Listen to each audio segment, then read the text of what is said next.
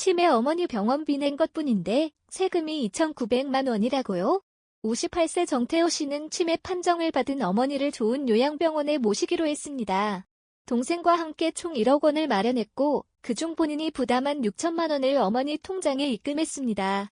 단지 어머니를 위한 마음에서 한 일이었습니다. 그런데 몇 개월 후 국세청에서 청천벽력 같은 통지서가 왔습니다. 증여세 2,900만 원을 납부하세요. 안녕하세요. 30년 경력 세무사 김정우입니다. 이런 일이 여러분에게도 일어날 수 있습니다. 더 무서운 사실은 올해 5월부터는 이런 사례가 더 많아질 거라는 점입니다. 국세청의 세무조사가 크게 강화되기 때문입니다. 오늘 영상에서는 세금 폭탄을 피하는 정확한 방법을 알려드리겠습니다. 이 영상은 여러분의 소중한 가족과 재산을 지키기 위한 것입니다. 특히 자녀분들과 금전거래가 있으신 부모님들은 내용이 어렵더라도 꼭 끝까지 들어주세요. 제가 마지막에 알려드릴 하루에 얼마 이상 인출하면 안 되는지도 절대 놓치지 마세요. 먼저 구독과 좋아요 버튼을 꼭 눌러주세요. 여러분의 작은 응원이 저에게는 큰 힘이 됩니다.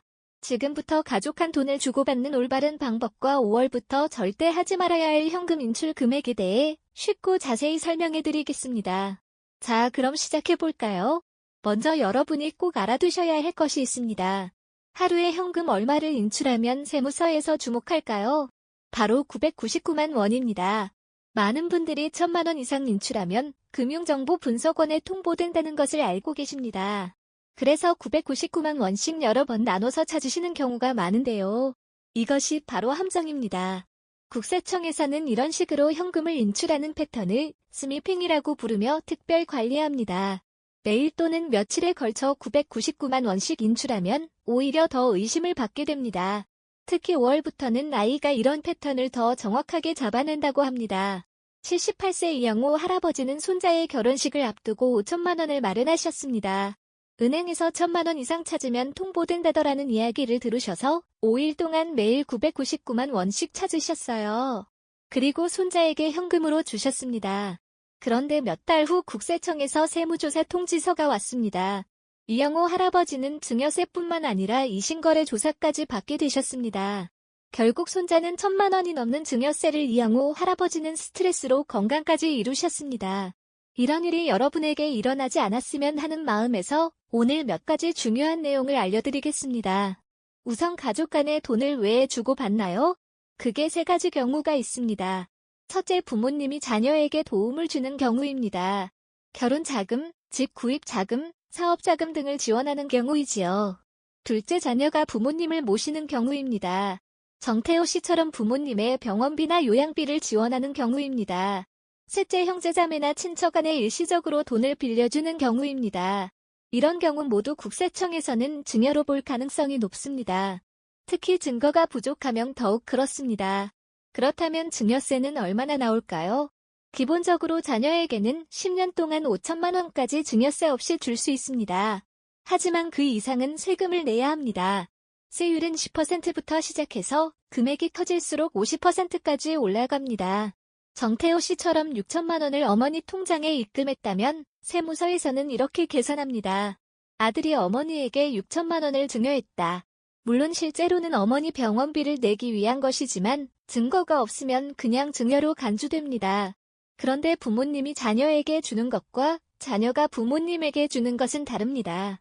부모님이 자녀에게 줄 때는 증여세가 보통 더 많이 나옵니다. 이유는 상속세를 미리 피하려는 목적으로 볼 수 있기 때문입니다. 그러면 어떻게 해야 이런 세금 폭탄을 피할 수 있을까요? 제가 30년 경험에서 얻은 세 가지 중요한 방법을 알려드리겠습니다. 첫 번째 방법은 차용증을 작성하는 것입니다. 많은 분들이 가족이니까 서류 같은 건 필요 없다고 생각하시는데 이것이 가장 큰 실수입니다. 가족 안에도 반드시 차용증을 작성해야 합니다. 차용증은 어떻게 써야 할까요? 어렵지 않습니다. 종이에 다음과 같이 적으시면 됩니다. 나는 누구로부터 금 6천만 원을 빌렸기에 차용증을 작성합니다. 이자는 연 3.5%로 하고 상환은 매월 30일에 50만 원씩 깎기로 합니다. 2025년 5월 7일 차용인 대여인 여기서 몇 가지 중요한 점이 있습니다. 첫째, 금액은 숫자와 한글로 함께 적어야 합니다. 6천만 원처럼요. 둘째, 이자율을 반드시 넣어주세요. 법정 이자율은 연 3.5%에서 5% 정도가 적당합니다.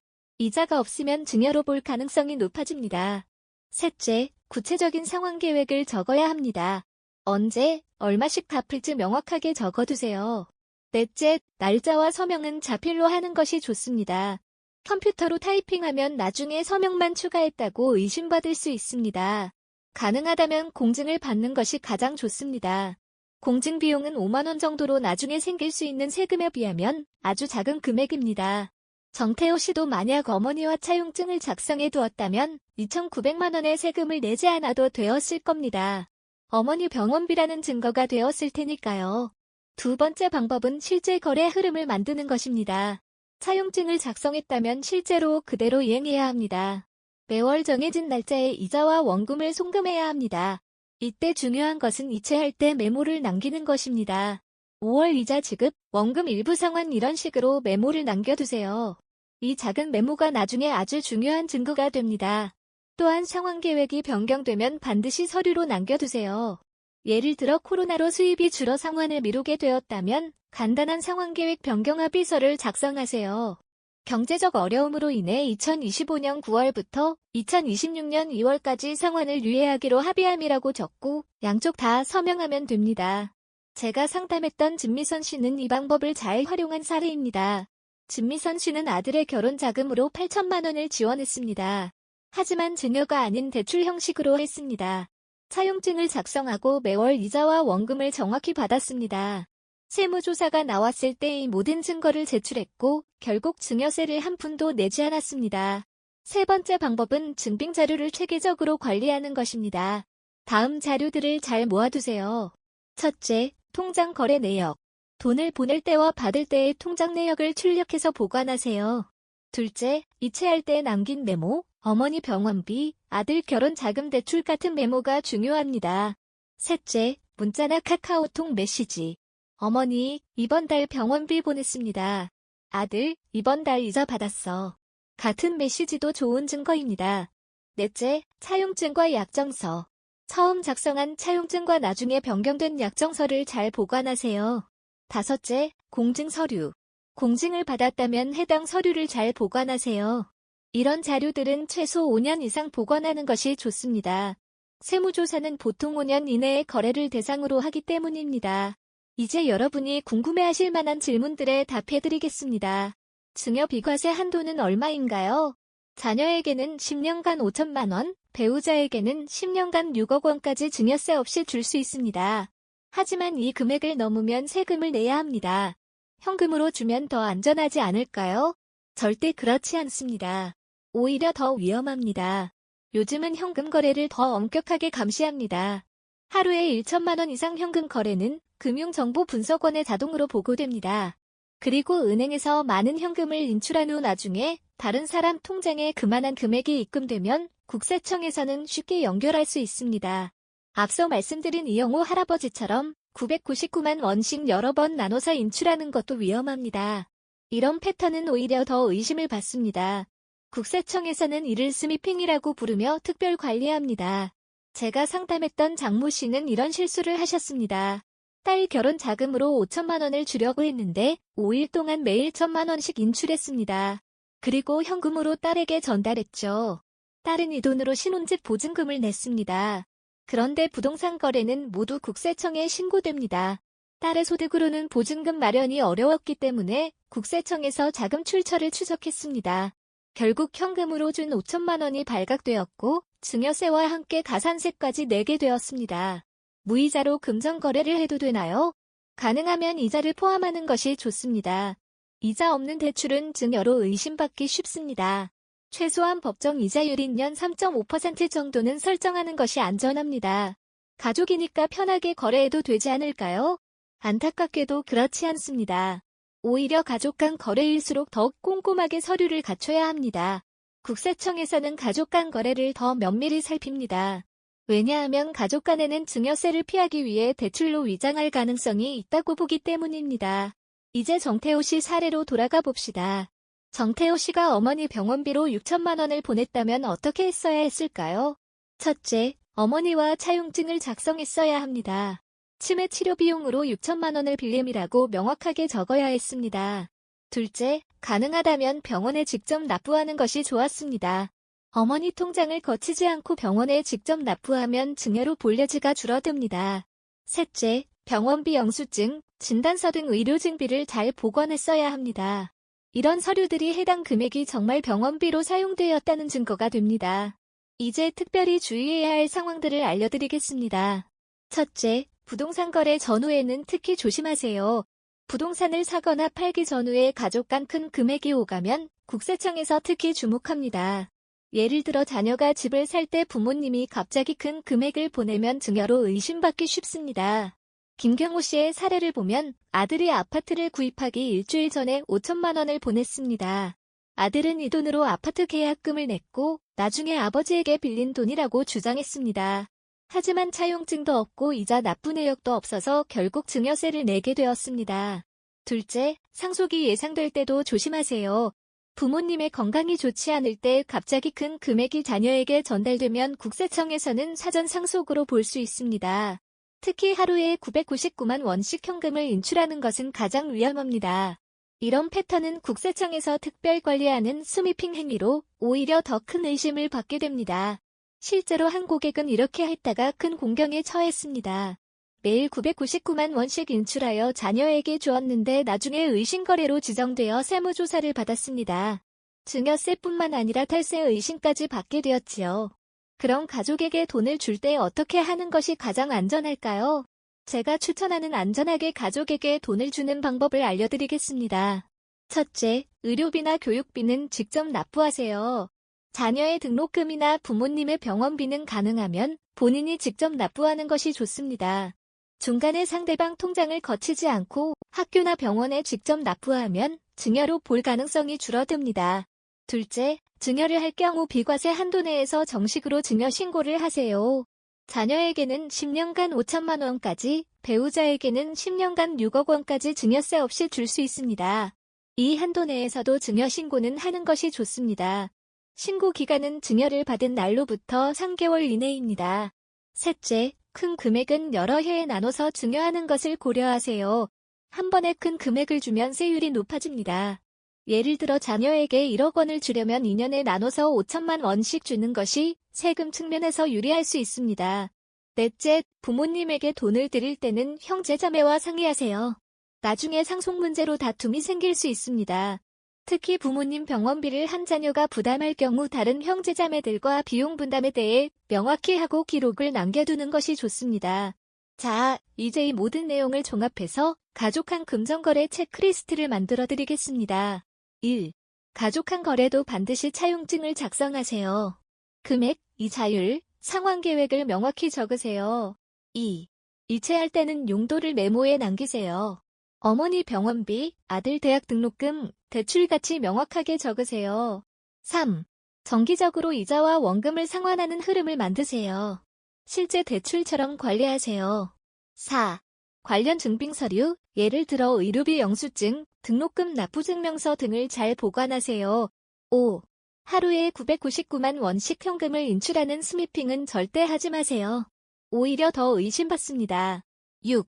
가능하면 의료비, 교육비는 직접 납부하세요. 7. 큰 금액은 여러 해에 나눠서 증여하는 것을 고려하세요. 8. 모든 관련 서류는 최소 5년 이상 보관하세요. 이제 여러분이 궁금해하실 만한 또 다른 질문들에 답해드리겠습니다.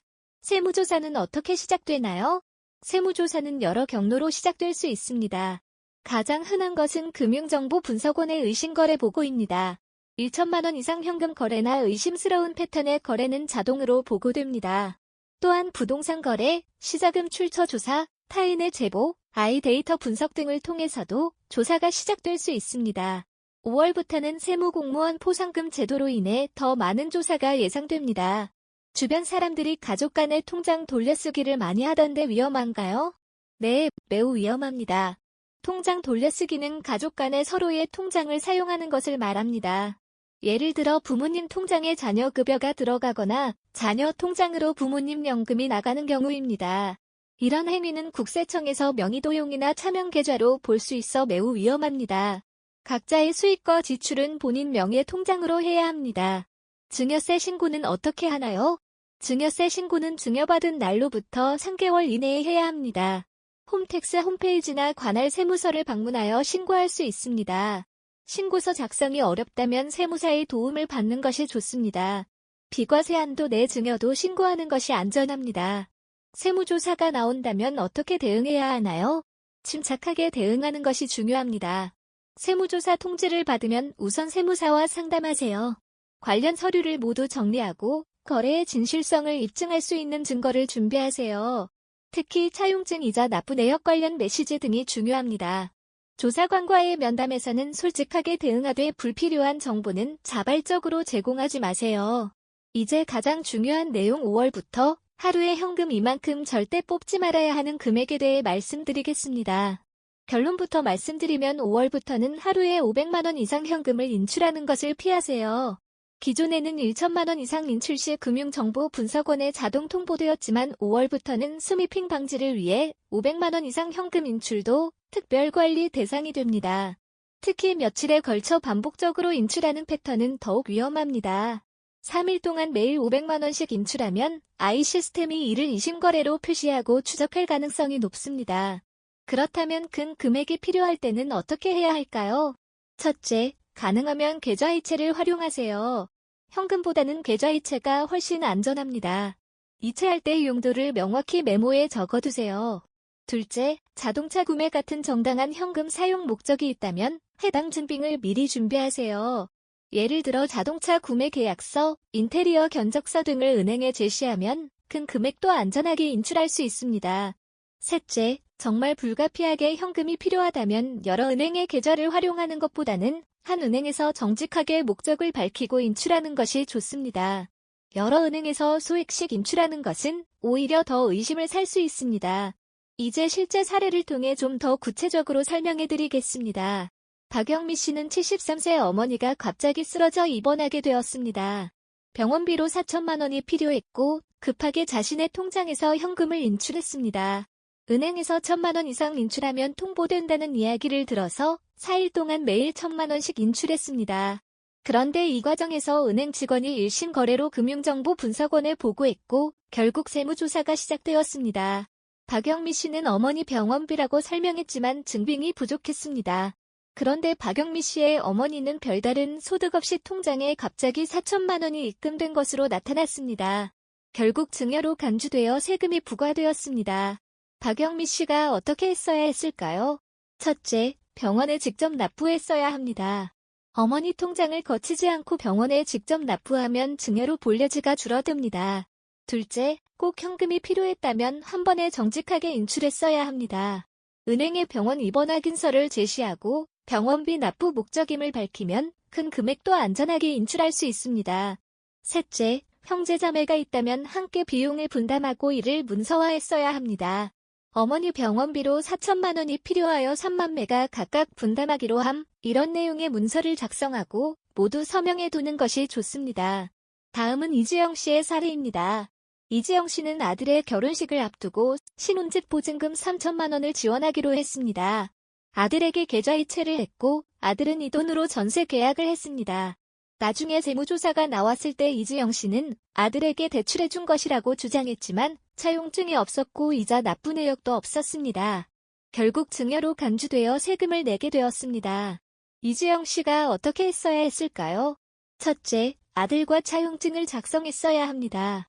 신혼집 보증금 목적으로 3천만 원을 대출함이라고 명확하게 적고 이자율과 상환계획을 포함했어야 합니다. 둘째, 실제로 이자를 받는 흐름을 만들었어야 합니다. 매월 정기적으로 아들로부터 약정된 이자를 받았어야 합니다. 셋째, 비과세 한도 내에서 일부는 증여로 처리하는 것을 고려했어야 합니다. 자녀에게는 10년간 5천만 원까지 증여세 없이 줄 수 있으므로 3천만 원 중 일부는 증여로 신고하고 나머지는 대출로 처리하는 방법도 있습니다. 마지막으로 성공적인 사례를 소개해드리겠습니다. 진미선 씨는 어떻게 세무조사를 무사히 통과했을까요? 진미선 씨는 아들의 사업자금으로 1억 원을 지원했습니다. 그런데 그냥 통장에 입금하지 않고 다음과 같이 했습니다. 첫째, 아들과 함께 공증사무소를 방문하여 차용증을 작성하고 공증받았습니다. 차용증에는 사업자금 목적으로 1억 원을 빌려주며 연이자 3.5%, 5년간 매월 원리금균 등 상환 조건을 명확히 적었습니다. 둘째, 입금할 때 은행 이체 메모에 사업자금 대출이라고 기록했습니다.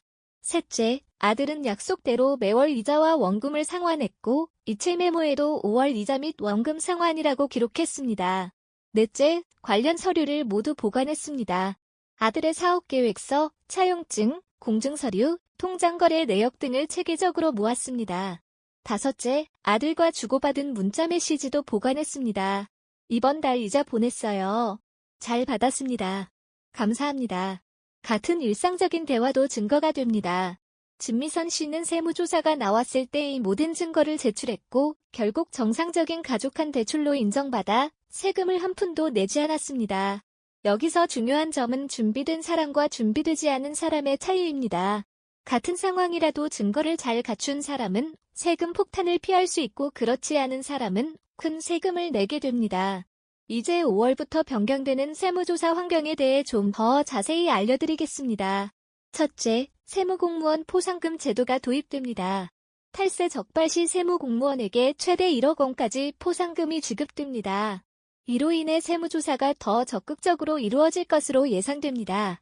둘째, AI 기반 데이터 분석이 강화됩니다. 국세청은 이미 빅데이터 시스템을 구축했으며 5월부터는 AI 분석을 통해 의심스러운 거래 패턴을 더 정확하게 찾아낼 수 있게 됩니다. 셋째, 현금 거래 감시가 강화됩니다.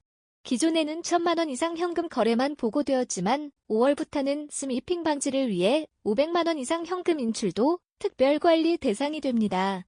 넷째, 금융계좌 조회 범위가 확대됩니다. 과거에는 직계가족을 중심으로 조회했지만 5월부터는 형제, 자매, 사돈 등으로 조회 범위가 넓어집니다. 다섯째, 부동산 거래, 자금 출처 조사가 더 세밀해집니다. 특히 가족 간 자금 지원이 의심되는 경우 더욱 꼼꼼하게 조사합니다. 이러한 변화로 인해 가족 간 금전 거래는 더욱 신중하게 해야 합니다. 그렇다면 5월부터 가족에게 돈을 줄 때 어떻게 해야 할지 최종 체크리스트를 알려드리겠습니다. 1. 가족 간 금전 거래는 반드시 계좌이체로 하세요. 현금 거래는 피하세요. 2. 이체할 때 메모의 용도를 명확히 적으세요. 어머니 병원비, 아들 등록금 대출 등으로 기록하세요. 3. 가족에게 돈을 빌려줄 때는 반드시 차용증을 작성하고 가능하면 공증을 받으세요. 4. 실제로 이자를 받고 원금을 상환받는 흐름을 만드세요. 이것이 진짜 대출임을 입증하는 가장 중요한 증거입니다. 5. 의료비, 교육비는 가능하면 상대방 통장을 거치지 말고 직접 납부하세요. 6. 하루에 500만 원 이상 현금 인출은 피하세요. 특히 며칠에 걸쳐 반복적으로 인출하는 스미핑은 절대 하지 마세요. 7. 증여를 할 경우 비과세 한도 내에서도 정식으로 신고하세요. 8. 모든 관련 서류는 최소 5년 이상 보관하세요. 제가 30년 세무사 경력으로 드리는 마지막 조언은 이것입니다. 가족이라도 금전거래는 남보다 더 철저하게 하세요.